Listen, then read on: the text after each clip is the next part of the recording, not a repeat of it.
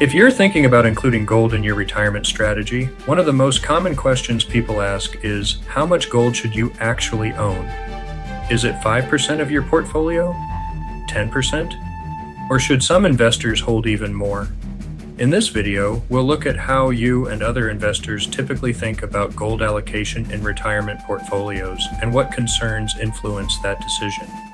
Like I said in my introduction video, I started researching precious metals after making some costly investment mistakes chasing gold the wrong way.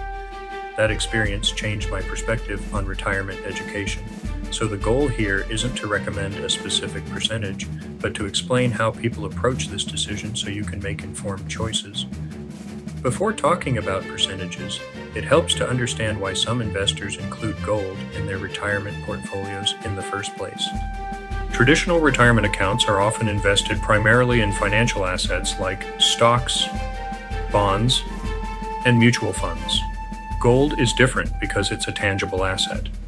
You own the actual physical product, not just the rights to cash in later.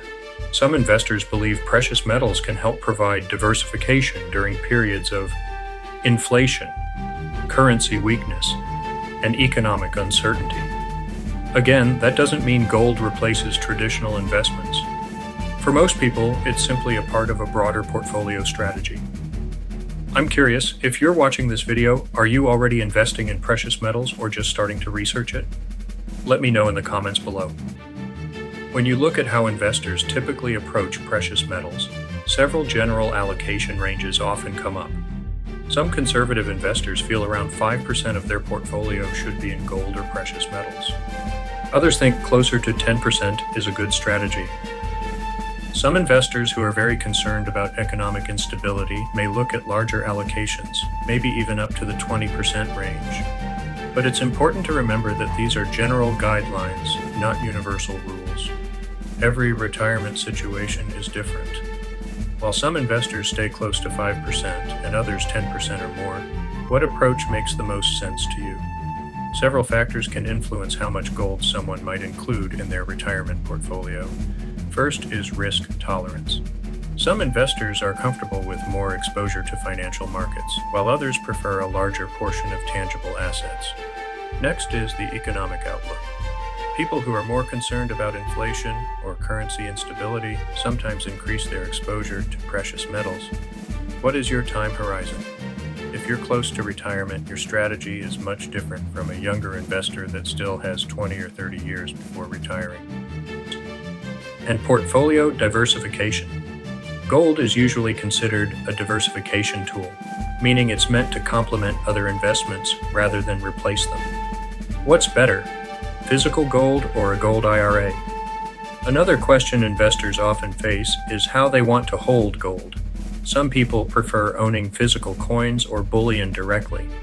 Others look at options like gold IRAs, which allow approved precious metals to be held inside a retirement account. Each approach has its own considerations, including storage, fees, and account structure. Ultimately, there's no single percentage that works for everyone. What matters most is having a balanced strategy that reflects your goals, your risk tolerance, and your long-term retirement plans. For many investors, precious metals are simply one piece of a diversified portfolio rather than the entire strategy. And if you're planning for retirement, I'd also be interested to know, are precious metals part of your strategy or are you still evaluating them? If you're researching precious metals or gold IRAs as part of your retirement planning, understanding how these assets fit into a broader strategy is a very important first step. I share additional research and comparisons at preciousmetalreviews.com. And if you found this video helpful, subscribe and share for more content on precious metals, retirement diversification, and market insights.